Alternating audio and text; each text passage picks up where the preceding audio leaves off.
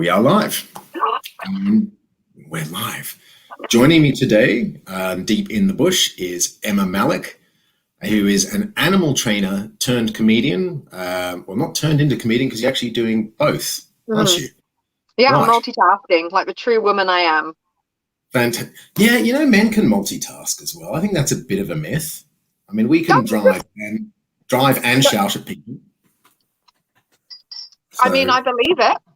Good for you, men. Yeah. Well done. All right. So tell us, how do you go from animal training to getting into comedy? Well, I think I'm the only one that's done it. So I can't, you know, I'm not saying like this is how you do it, but how I got into animal training is I'm originally from the UK. I live in Australia now, but I always had an affinity of animals. I went to an agricultural college where I did a diploma in animal management and biology.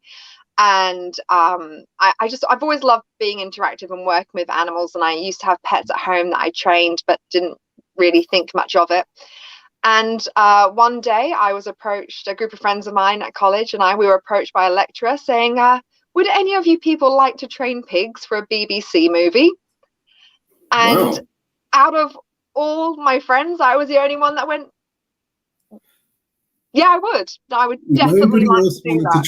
Thank you very much. I think that sounds amazing. Yeah, it was amazing. I was like, yeah, I would like to do that. So I went for an interview and I got the job, and it was my first professional animal training job. And apparently the reason why I got the job is they believed that I would be a good drinking partner because it was a 3-month shoot location on the Isle of Man, and there's not too much to do there. And even though I was technically underage to drink, they could tell that I would be good value.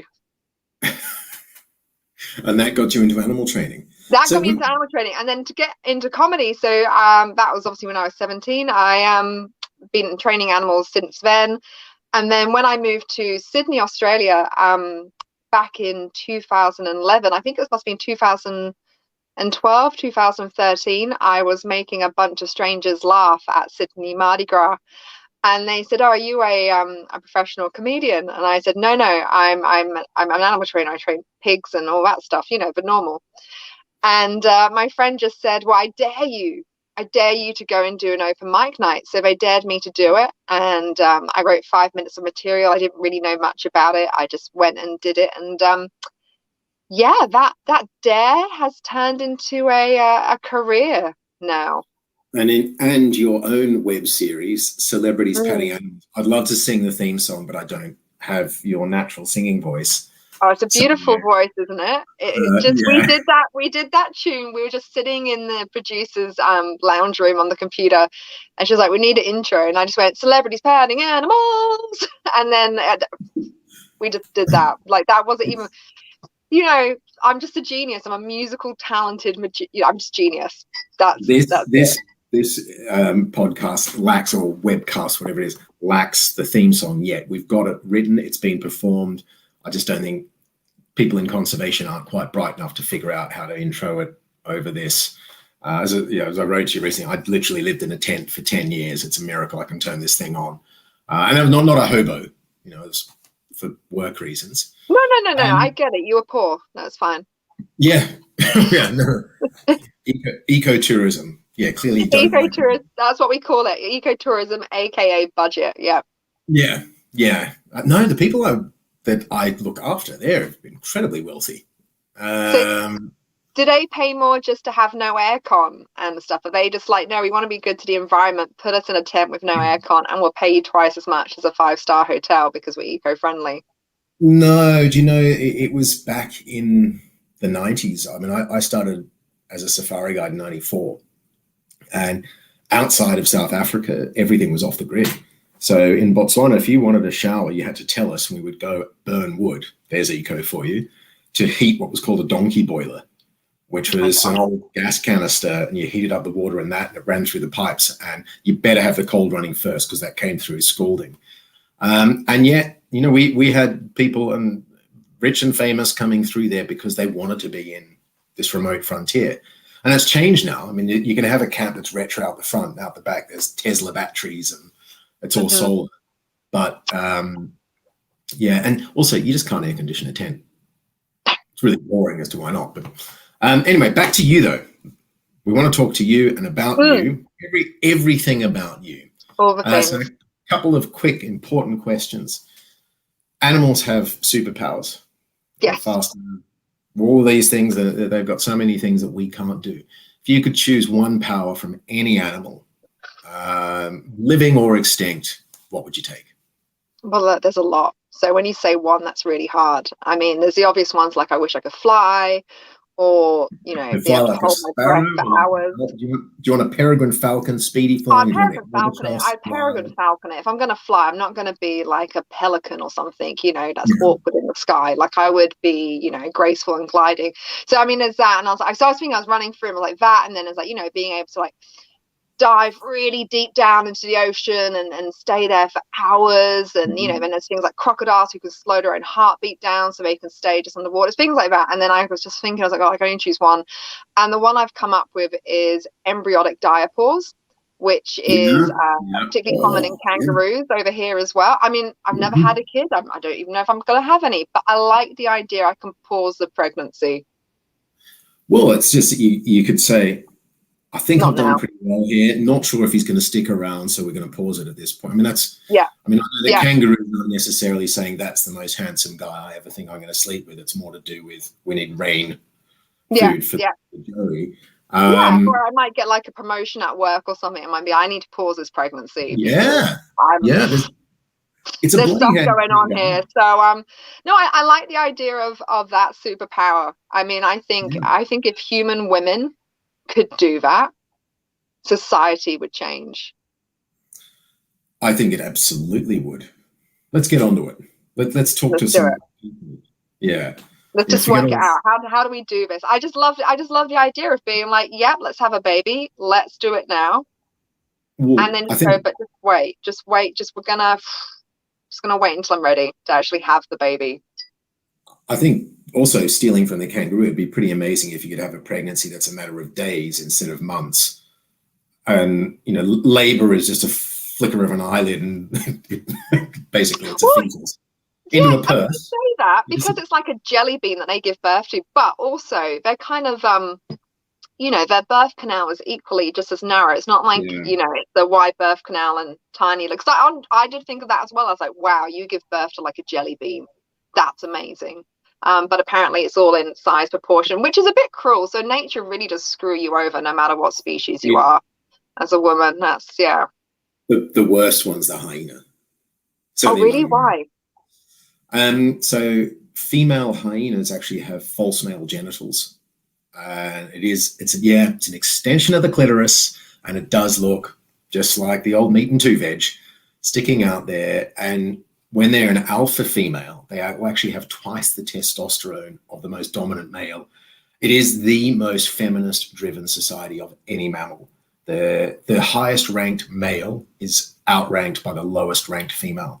A newborn female outranks the alpha male. But it means the birth canal is convoluted, really way too small. Unfortunately, carnivores have short pregnancies because they can't get really heavy. Or they can't hunt, but still it's a puppy-sized animal that, I mean, if you want to make a guy with slim, kidney stones would be bad. Imagine having to wee out a hyena, because that's basically what's happening. Yeah, no, that's not.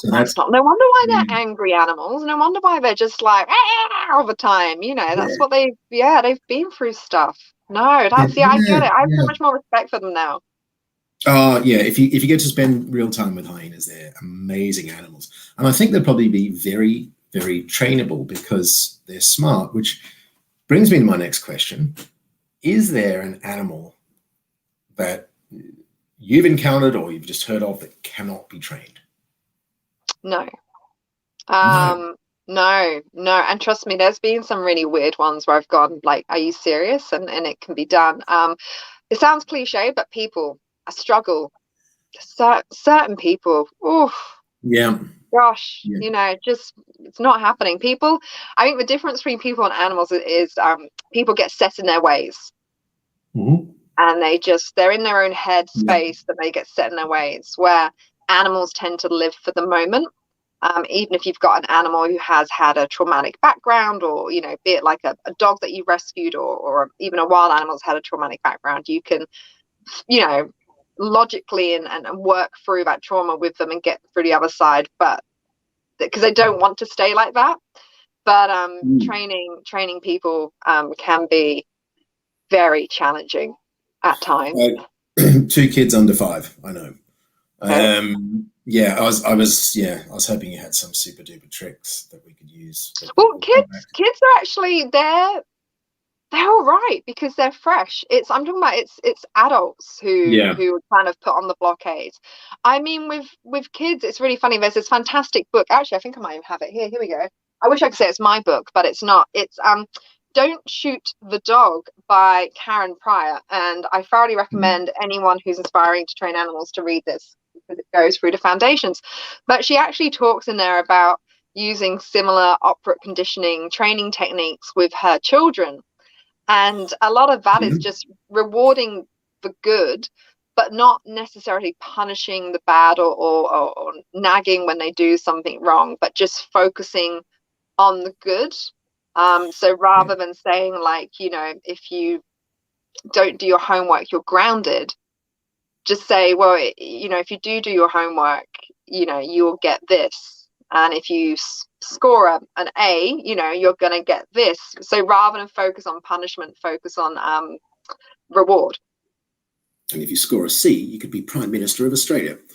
Oh my gosh. I mean, and the rest, Peter, score a C. You do whatever you want here.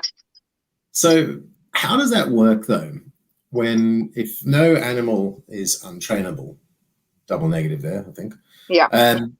You've got a massive saltwater crocodile. Yes, I do. Yeah. Now you can't go, bad crocodile, stop eating me. How do you overcome that? Well, you don't go in with the crocodile for it to eat you. Stop eating me and throw you a chicken.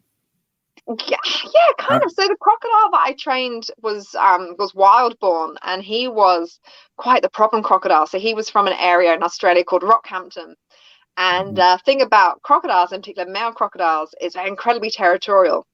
And he had picked a beach, which is quite common. Crocodiles in that area live on beaches. And he was just patrolling that beach constantly. But he didn't just do that. He decided to chase windsurfers and you know, try to get them. But he was just doing what crocodiles do. I mean, you can't punish him for doing what his instinct is telling him to do. But he was decided to be deemed as a problem crocodile with the locals. So they removed him. They caught him and they removed him, and they took him to a croc farm to breed from, because apparently he was very handsome in the crocodile world. He was kind of like a lighter color. He was, I don't know, like the George Clooney of crocodiles. They were like, is that like they say, you know, Keith Richards, could you quickly tell us, is this a good looking crocodile? I think it was. I think what they did, they lined up, they had all these crocodiles just kind of lined up. There were these photos, and they were just like, okay, he's got it. He's got that X factor. So they took him to the croc farm to breed with, and they put him in with a lady croc, and they were like, go and make some babies. And he went, no, thank you. And he killed her, which, you know, again, isn't that uncommon in crocodile world? That is the language of, you know, no, thank you. I'll kill you. So they were like, well, do you know what? We'll give you some few months to settle in. So they did that. And he seemed all right. So they put another female in with him, and they went, go and make some babies, and all was good. And they left them overnight, and they came back and she was dead. So he was killing their stock. This was a croc farm. They were meant to breed and not kill each other. So he had to find a new home, or he'd be made into handbags. And we happened to look for a saltwater croc, so we got him. But I had to train him to come when he was called, because he had this he lived obviously in a big pond, and he had some land as well. And the thing was, we needed him to come up onto the land, and we had these hydraulic gates that stayed in the ground, and you'd press a button, they'd raise up and keep him on the land, so we could divers could go in and clean his big pond. And I wasn't working with him at the time, but he'd been there for close to a year, and they hadn't been able to do this because it was these big tough men who were looking after him, who just assumed he was a dumb animal, which he wasn't. And one day he was up on land, and they just put the hydraulic gates up to trap him, and he just went, hell no, I'm a wild crocodile, and tried to get through the gate and was death rolling. And so they lowered the gate. And from that moment on, he never went up on land when people were around. So they said, well, he needs to be trained. And everyone said, you can't train. He's a beast. You can't train him. And then that's when I came in, and it was the most wonderful thing to connect with this animal. And I used positive reinforcement. I used a whistle to tell him when he was good.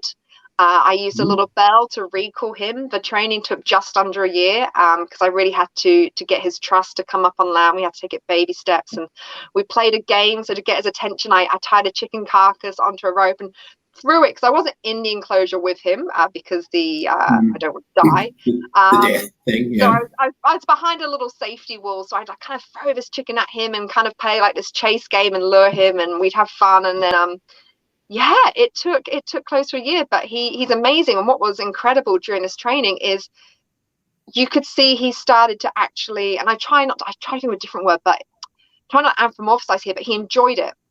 You could see there was some mental stimulation happening there. I don't want to. I try to, as a scientist and animal trainer, I try to say, everything very objectively and just put my science head on. And it's, the idea of saying a crocodile enjoys something, people might conjure up the idea that he's skipping down the street, raving about his training session. I find it interesting because I know that, Jane Goodall was one of the first to talk about, and it was because of her lack of scientific training that she was saying with the chimps, this one was in a bad mood. And the established scientific community was saying, oh, you can't say that, they don't have moods as we do. And it's like, own 2 dogs and tell me they don't have moods and personalities. So I just always find it interesting that they say don't anthropomorphize it. It's just, I think there's a fine line between anthropomorphism, and that's bearing in mind part of my other job is I have to train for trainers. I have to train people how to train, and it can be very detrimental to the animal's training if you go too much into anthropomorphism. You've got to, there's definitely a fine line. So, but he did seem to enjoy this training. The crocodile was like, he's upset by Prince Philip because he was going into a lookalike competition soon. He was better looking than Prince Philip. Sorry, is it too late? Is it too early to say that? Too soon? Can I just remember he was, God rest his, I'm sorry, gosh. Maybe he'll get made into handbags as a memorial. I don't know. Can you imagine to collect? Anyway, sorry, that's disgusting. Move on. I went there and thought, the Queen loves handbags. I'm just saying she could have a Prince Philip handbag. His skin surely would be tough enough. You are never going to be allowed back in New England, are you? No. And this is going out live. We can't chop that bit out. There's your passport's revoked. Anyway, I agree with you. You can go too far. I've met people, and they call themselves a variety of names, and they're the animal communicators. And it's telling me this, and there's incredible syntax, and I don't believe that, but I do think that animals, we share so much with animals, and I probably want that more from a conservation perspective. I think the more people can relate to animals, the more likely they are to want to protect them. I agree. And that's the beautiful thing about animal training is you get to work out, like I have to learn their language, and we have to come up like a mutual language where we can learn each other and communicate. And then to be able to show members of the public that, and not just go like, this is a saltwater crocodile who can kill people. I go, well, this is a saltwater crocodile who has learned when we ring a bell to come up on land and has been conditioned to calmly stay while his gates go up.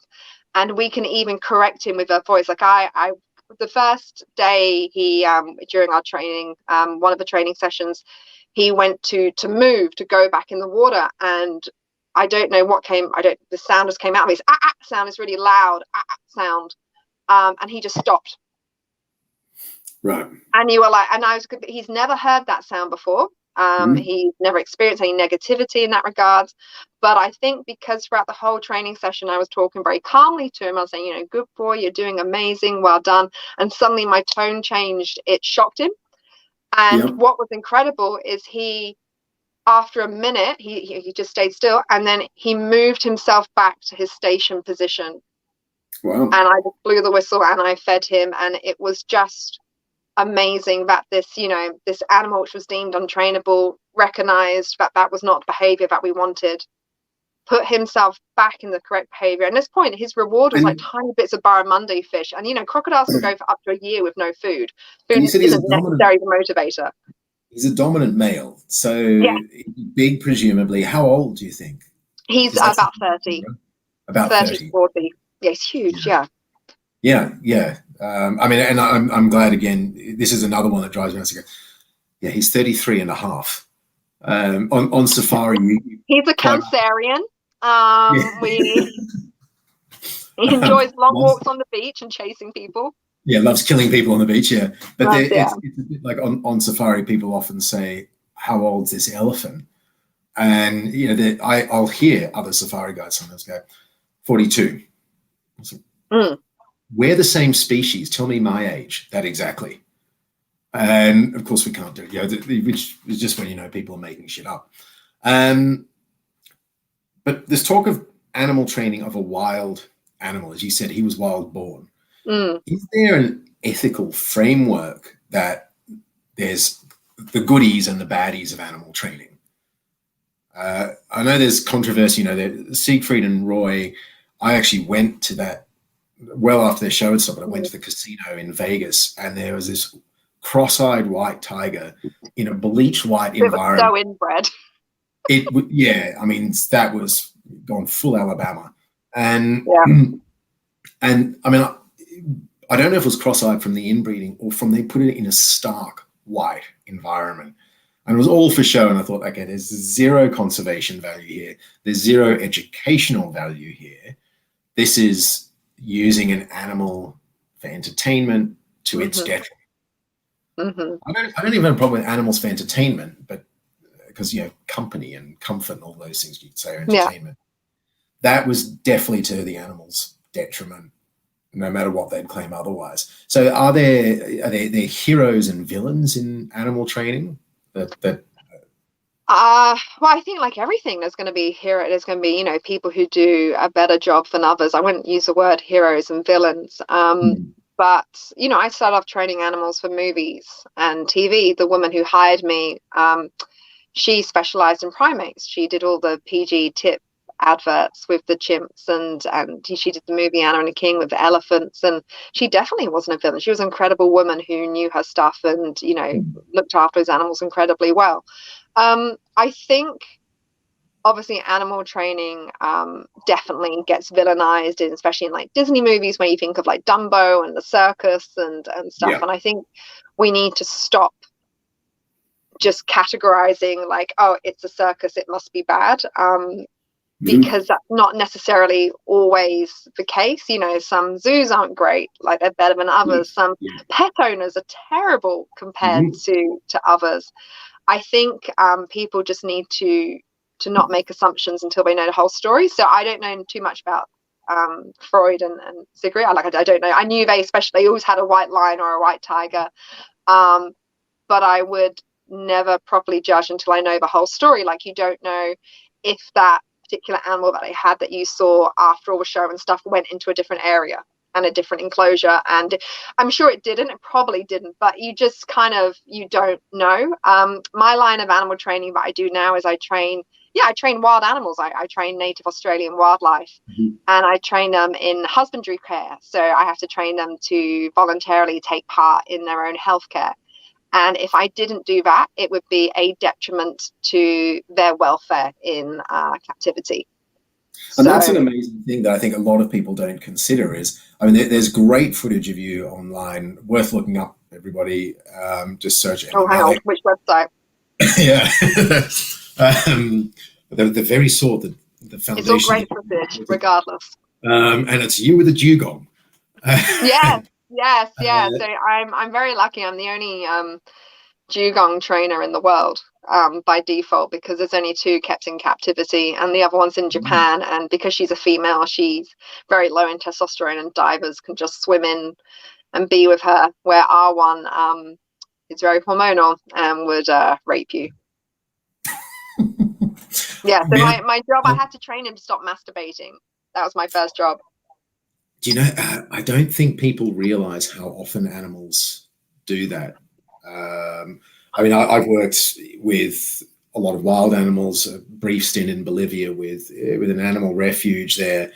And the South American monkeys would always have their hands on it. But in the wild, baboons will do it as, you know, casual. They'll be scanning the sky for eagles and just quick wank while they're at it.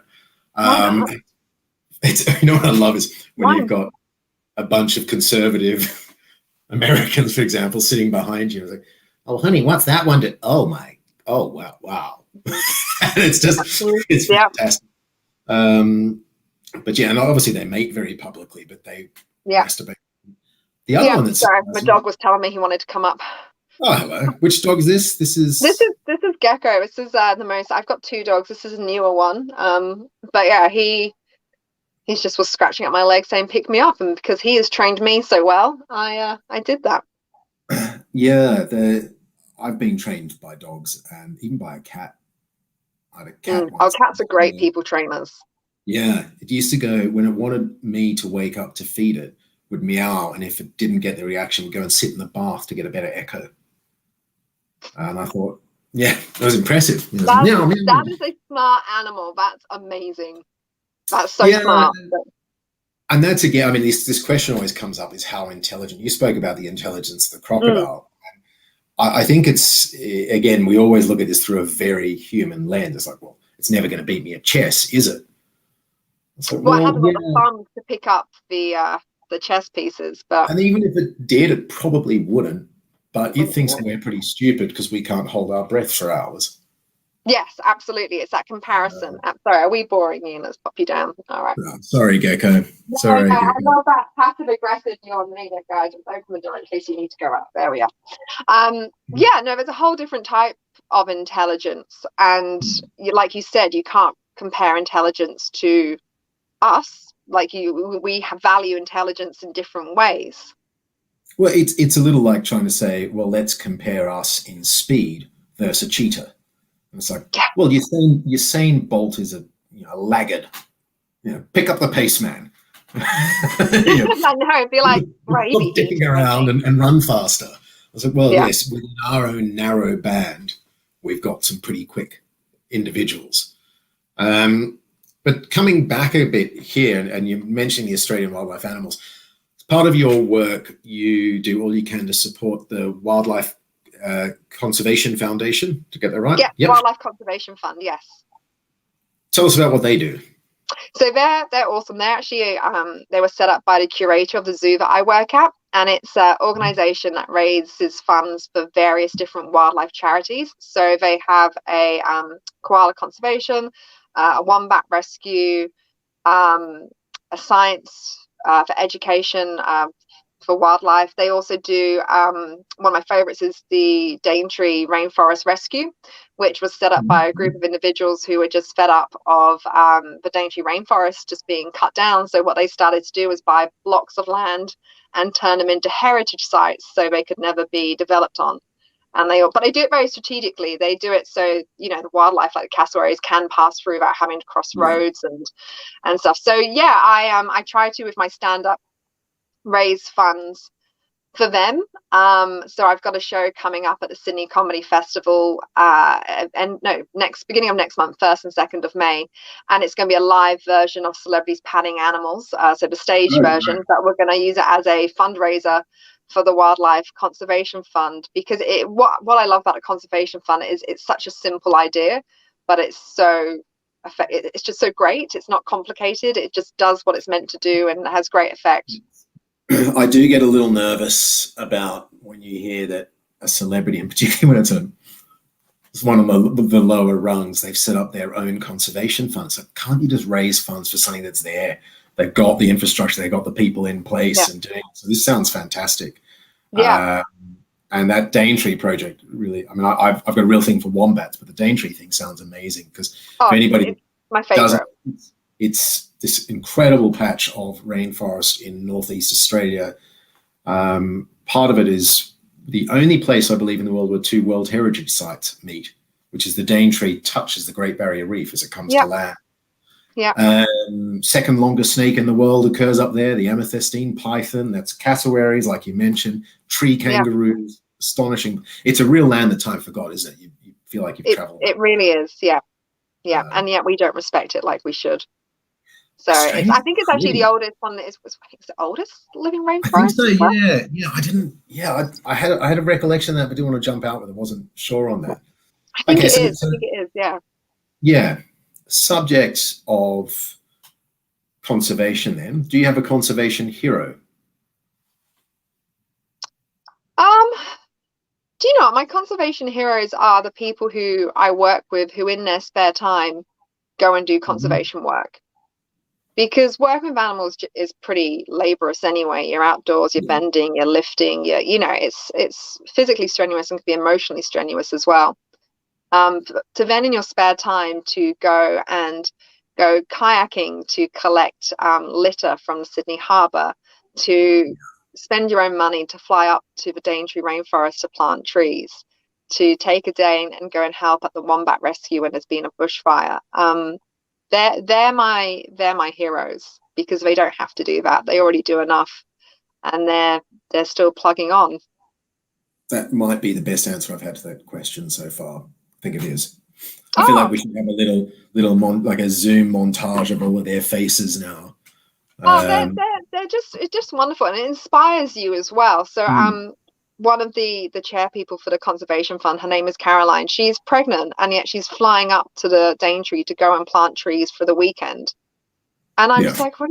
Like, she's just amazing. She doesn't need to do that, but she's doing it because she's passionate about it, and because she's passionate, it just rubs off on you. And I'm passionate, as well, and try to do better for the environment because she inspires me too. So it's yeah, people like that are my heroes. did you find you went from animal training, as you said, pigs initially, into the wild animals, and then that you start realizing the importance of protecting them more broadly? Yeah, because I started off training domestic animals. So it wasn't just pigs. I then trained various animals for movies and TV, and then got sponsored to come to Australia as a dog trainer. So I did a lot of domestic animals, and then moved on to wild animals. I started off in Asia with like not lions, sorry, tigers and bears and stuff, and then came to Australia through native Australian wildlife. And it's just yeah, you respect it so much more. And it's quite a powerful thing when you can bring people and animals together and show them that this kangaroo or this crocodile does have a personality. They are worth saving. So rather Mhm. than just looking at them through a cage or through an exhibit, to actually be able to bring people in that exhibit or to bring the animal out and go, come and meet this animal, let me tell you about it, and they get to interact with it. It just takes a message home a little bit more. So I've kind of my goal is to help save the wild cousins of the animals I'm currently training at the moment. Yeah, yeah. I think a lot of people have take issue with zoos at all. Yeah, The ideas of captive wild animals, and yet, in a historical sense, every dog is a captive wild wolf. I mean, I think there's good zoos and there's bad zoos, but I don't understand. I think these animals are ambassadors. I know my own childhood going to Taronga Zoo was a huge thing. My father actually said would start saying, "What do you want to do this weekend?" Not the zoo, because he knew that was the answer coming, that and was the it was answer. great. Yeah. Look at me now. I've got no money because I like to work with wild animals. Same here. Um, It's no one tells you that. They keep telling you just do a job that you love and you'll never work a day in your life. Well, let me tell you, I've um, worked. In fact, I work yeah, two full-time jobs and I've got no money. yeah, yeah, much the same. Anyway, we play little violins for ourselves here. Yeah. Um, Yeah. as we're going into that. So you talk about with these animals, you use them to educate people. You bring them on stage or in an amphitheater, whatever it might be. You got the dugong. You're trying to have him not wank in front of the crowds, I And he presume. doesn't he doesn't anymore. I built him a sex toy and he wanks on cue now. What does a dugong sex toy look like? It's a 6-foot rubber mat with a boat fender attached to it. With a boat fender. And Mm. what's the boat fender for? Well, he just likes he can grip hold of it, man. So in the wild, they would kind of grip hold of a lady dugong. So he's got this mat to rub himself on, but then he gets to grip hold of something. I thought of everything, Peter. I thought of Yeah, everything. yeah. I was like, how does a male You, dugong, a you are lady dugong? probably the only person that's ever had to think of that. Yeah. Yes, Yeah. I am. Yeah, Right. What a did not ever fossil think my dish. career would turn this way, but yeah, I can make I reckon I can make a sex toy for any animal now. I feel if I've done that, I can do anything. Maybe that's a market I can go into next. God, I hope not. But it doesn't have to look like them, does it? I mean, I remember No. my sister had a teacup chihuahua, like a third the size of gecko, who popped up a moment ago, and had a specific sex toy, and it was this. It's one of the few inanimate objects I felt really sorry for. It was a little doll of a kiwi, and she'd torn out one eye, and it was a female dog, but she would just hump this kiwi toy. And as a animal trainer, you're probably going, "Oh, now I know your sister used to beat it or something." I don't know. No, no, no, not at all. It just that dog had high testosterone or anxiety, one of the two. Yeah, it was a That's chihuahua. yeah. I think it was anxiety. Yeah, it has anxiety. They all do. I mean, Gecko's only 2.8 kilos, and he's pretty, stable. But if I was 2.8 kilos, I'd have anxiety just being around the world because everything could kill you. Yeah, yeah, yeah. It'd be interesting to test the anxiety levels of just the smaller mammals somewhere like Africa, where there's predators everywhere. How that affects them. Okay, so in terms of bringing these animals out on stage, you've got a kangaroo. Oh no, I don't bring them out on stage. No, no, no, Okay. no. So the dugong and the kangaroos, the wild animals, they are at the zoo. I don't go bringing the wild animals out on stage. I have domestic animals on stage. So I say domestic, actually one of them is, I'll grab him for you now. One of them is wild. So I say him, it's actually a her. Oh, lady. Oh my gosh, it's so warm. There we go. Oh, hello. Is that a This is a bearded dragon. Bearded dragon, yeah. Strange this is Dragon Dave. I thought it was a boy, but I found out it's a girl recently. Stevie Nicks. Stevie Nicks, yeah. Could do that. Is it just the lighting that it looks more yellow than normal? No, she's yellow. She's essential. She's beautiful. Look, she's stunning. She's not jaundice. Yeah, no, I just thought it could be a different color thing. Okay, so again, I've seen a video of this, really doing a proper stalking job. You had to train Stevie Nicks, yeah. Stevie Nicks to sit still while their nails were clipped. Yeah, it just, the philosophy that I have is just because you can restrain it, you can grab it, you can hold it. So just to take you back, a lot of in zoos, the animals that get trained are the big ones, the elephants, the rhinos, the ones that you can't manhandle. But the little ones that you can manhandle, people just grab them and don't bother training. I think that's wrong. I think you deserve every animal deserves respect. And just because, little Dragon Dave here, I could have easily just held and restrained or wrapped up in a towel while she had her yearly annual vet checkup. I wasn't going to do that. So I really made sure she was conditioned to be comfortable being handled by strangers, to have, her little nails clipped and even just to travel to go into her pet pack voluntarily, for me not to have to pick her up and put her in there, but for her to follow a target stick, just everything to make the whole experience less stressful. Yeah, no, it makes perfect sense. I mean, I think that's something you see commonly, and it was actually my wife pointed out, we had a massive dog, Ridgeback Cross Great Dane, 60 beautiful. kilos. He was. And then you had to train that dog impeccably because nobody has the strength to control that. But then my wife made the point, people should do this with all the size dogs.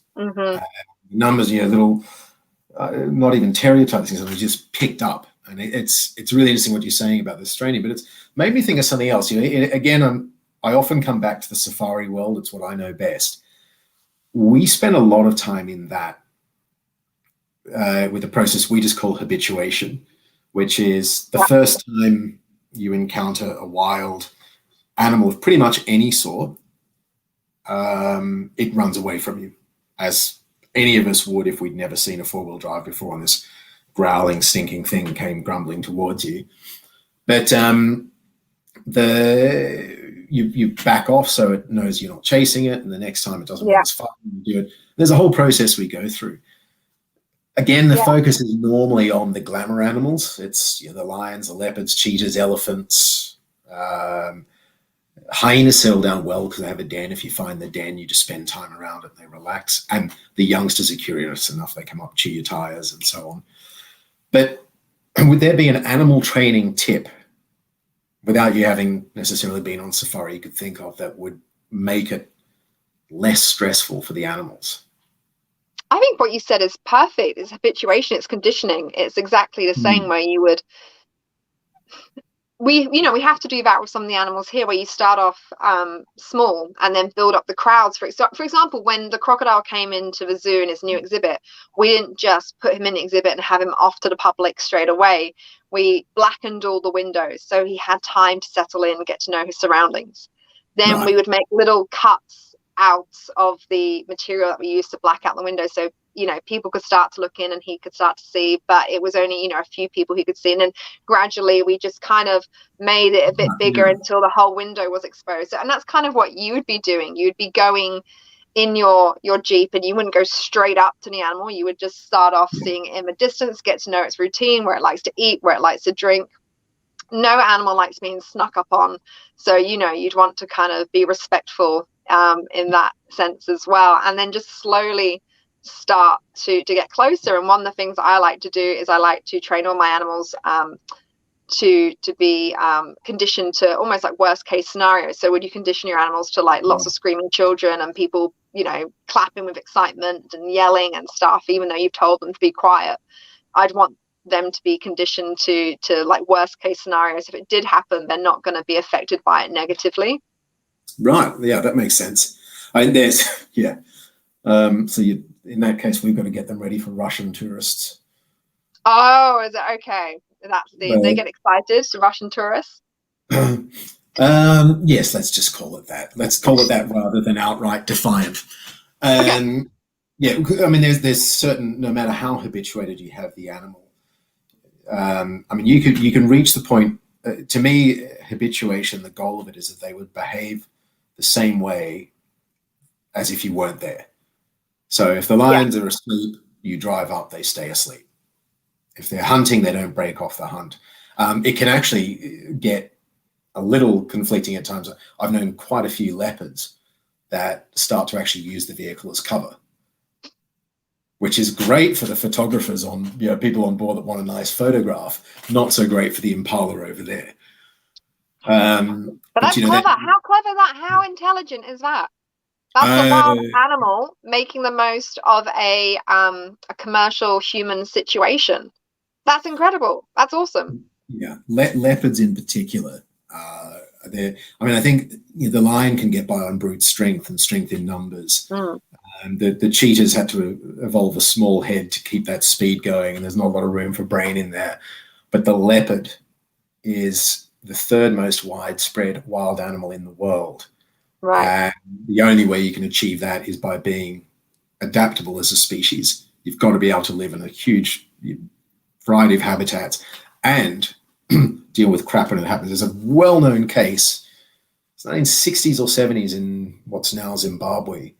They put a dam up on the Zambezi River, made a thing called Lake Kariba, and some years later, somebody boating saw one of the old hilltops, now an island, with a leopard sitting on it. There's crocodiles all around. There's no way it could have swum out there. It had been there for years. And before they actually removed it successfully, they studied it and it had bugger all cover, which wasn't very nice for it. It's probably riddled with melanomas. But it was actually sitting in shallow water and catching catfish. And that's how it survived. That's amazing. Taught itself to fish because that was what was available to it. So, yeah, it just shows how adaptable they are. Yeah. And I mean, I was a bit rude about cheetahs. One case that I actually witnessed, and it was well documented, it was actually in National Geographic magazine, were two male cheetahs we used to call the steroid boys, brothers, because they were huge for cheetahs. They'd hunt zebra, which is unheard of. Wow. Yeah. And they were chasing an antelope called a lechwe. It's a strange name. Semi-aquatic antelope, does what a lechwe does, found some shallow water. And through shallow water, nothing can keep up with it. It's got these big, high rump and just springs through shallow water. And you try to run through it, you're pushing all the water out of the way. So it actually had the speed advantage over the cheetah, but equally not the brightest decision. It was a really small patch of water. And the cheetahs waded in, and it's the only time I've seen a cheetah kill without strangulation. But one of them folded his legs behind its horns and drowned it. It was like WWE cheetah. So it just went like headlocked it basically and just went in there. That's amazing. It used its own horns against it to force its face into the water. Its brother held the rump, which is fairly typical. But instead of strangling, maybe it's because he didn't want to have to put his head underneath close to the water himself and drown. So he just pushed its head in, but knew that would kill it. Knew that things would drown, which I don't know how a cheetah knows that. So yeah, you do see cases like that. There's a spark here that I don't think we see often because the opportunity's not there, or we're not around often enough to see these amazing behaviors.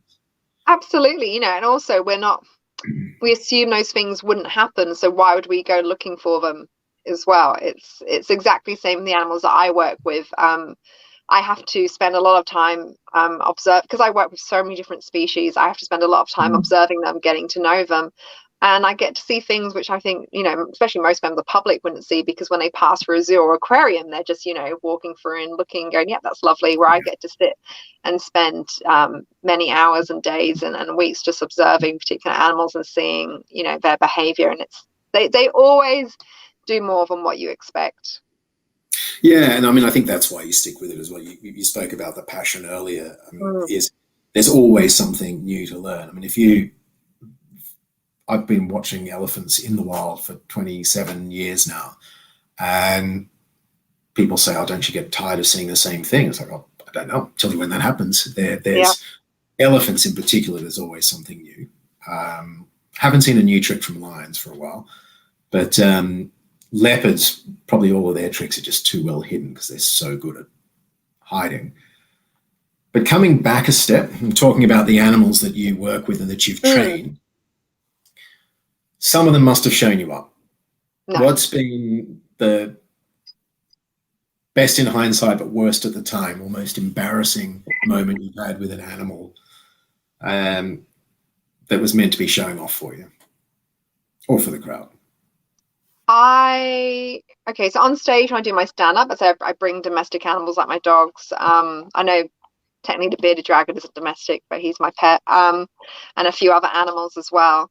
And they've never done anything. In fact, they always do better. And it's an incredible working relationship, especially with I'm afraid I can't pick him up to show you because he's a big dog, but I have this gorgeous Labrador German Shepherd I rescued from Thailand 10 years ago when I lived over there. And he's got great comical timing, and he will do things which are hilarious, like yawn in the middle of my jokes, or even just get up and walk off stage when I'm talking about an ex or something. Do you know what I mean? Like, he's like, I've heard this story before, and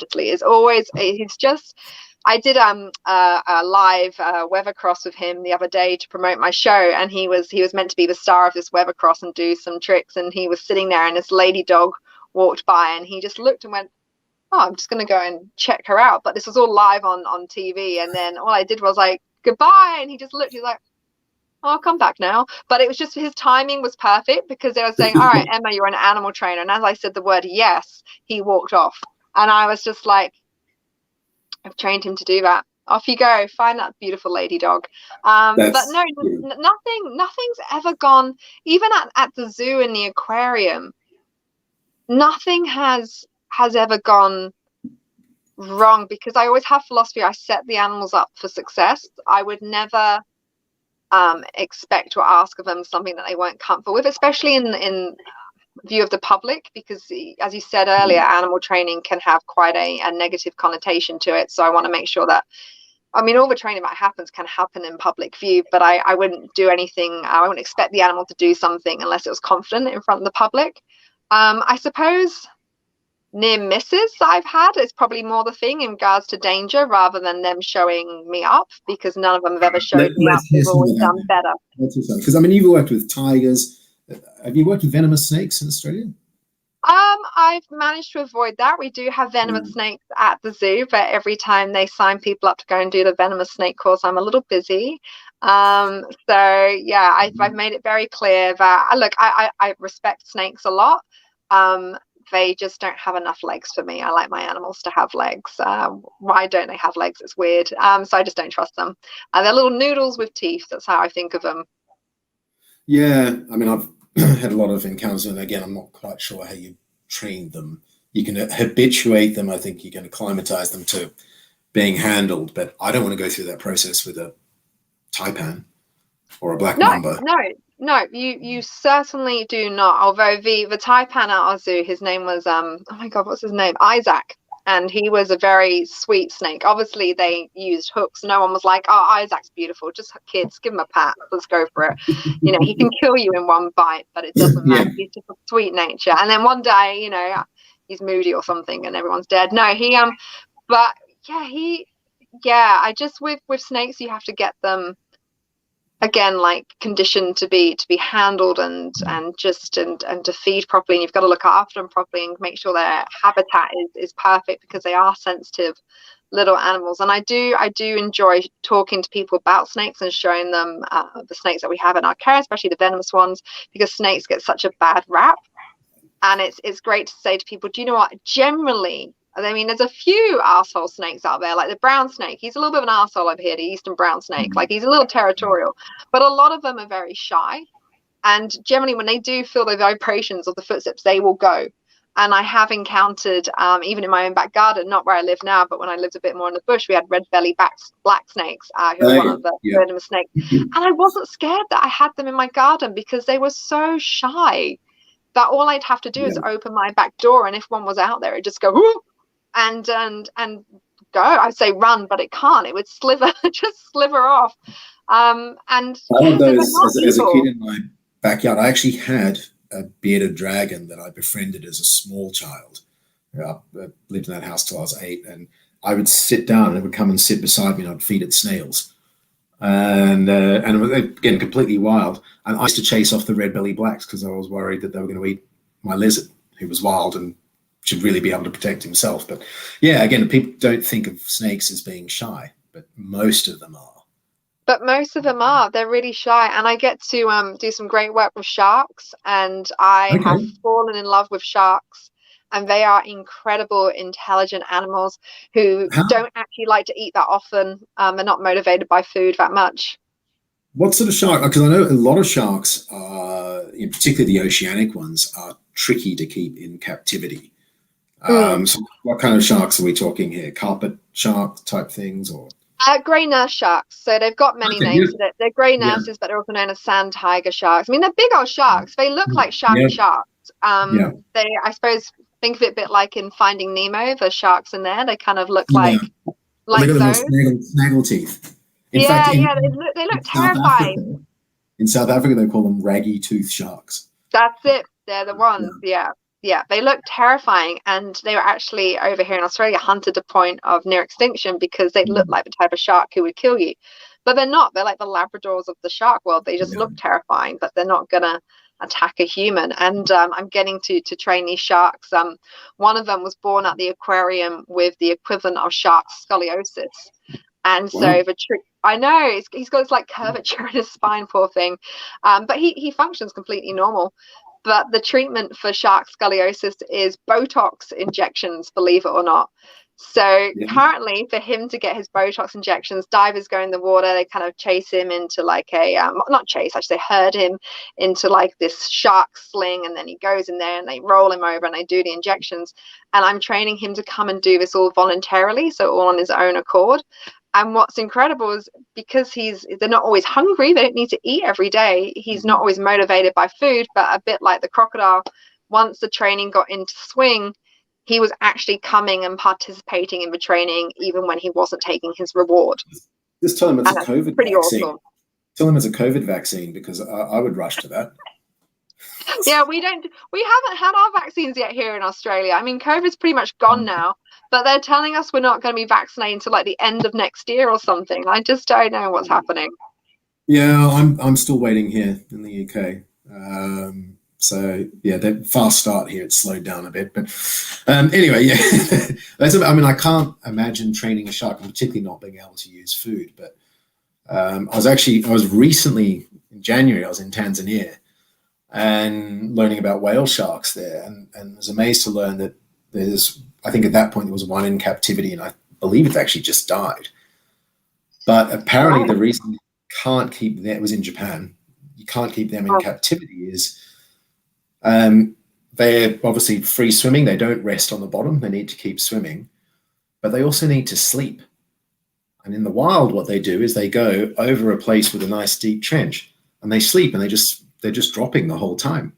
But in the aquarium, they couldn't do that. So they had to swim just more and more exhausted until they died from exhaustion. It's just, you think, okay, well, that's the kind of thing we know. There should be absolutely no whale sharks kept in aquariums. And sometimes you got to learn that the hard way. Pity about that one, but hopefully there will be no more in there. But it's one of these ones in hindsight where you go, right, that does make sense. Yeah, absolutely. When you look at some animals, you go, huh, yeah, no, this makes sense. Well, animals who migrate will sometimes struggle living in captivity because they've got this instinct to go and tell them to migrate, and they can't necessarily go and do that. So there's definitely some animals which are more suited to living in zoos and aquariums than others. And that's something as a zoo or aquarium you have to be responsible about and think about, what are you going to take on? That migration drive is so strong. We've got an amazing case out of Botswana at the moment where the migration every bit as big as the Serengeti one in terms of numbers used to take place in Botswana. Up until 67 or 68, they put up some fences, just wiped it out. Those fences came down in the early 2000s, but zebras only lived 12 years. So a baby zebra who was born in, say, 68, died in 1980, 92 up till now, where this is great-grandkids of any zebras from the 60s. It's starting again. Wow. And it's the longest migration in Africa by foot. And they went from a few hundred animals in the year 2000. We're now into the tens of thousands. And it looks very much like in our lifetime, it's going to be back 500,000 zebras doing this. It's very different to the Serengeti one. It's not a swirl. It's more like wizened Americans moving from the cold to Florida a few months there, and then going back again a few months up there. And the wildebeest actually come from an entirely different direction. The fences are still there. They're not back. But yeah, a really, really extraordinary thing that there's a memory in their DNA. Mm-hmm. Or they're tracking rain. And there's some evidence for that because they actually, with radio collaring, and in Botswana, you get really isolated rain. You can literally stand and have it bucketing down a meter away from you and you're dry. And so some waterholes get filled, not others. And the zebras absolutely knew over the horizon which waterholes would be full. So they're tracking the rain. It could be that. Anyway, that's a pretty good superpower. Yeah. Always knowing where water is. This has been amazing. We do have, I could actually ask you questions all day, but I don't even know what time it is there because I'm rude. It's fine. That'd be a very long podcast if you ask me questions all day. Woo! Yes. So we'll wind up, but we do like to finish up asking for some good news. So zebra migration's coming back. What have you got to match that? Oh God, nothing that can. Okay. I mean, my news is shit compared to that. Nothing. No, I was thinking about this. Do you know what? I reckon something which I'm really pleased to start seeing is that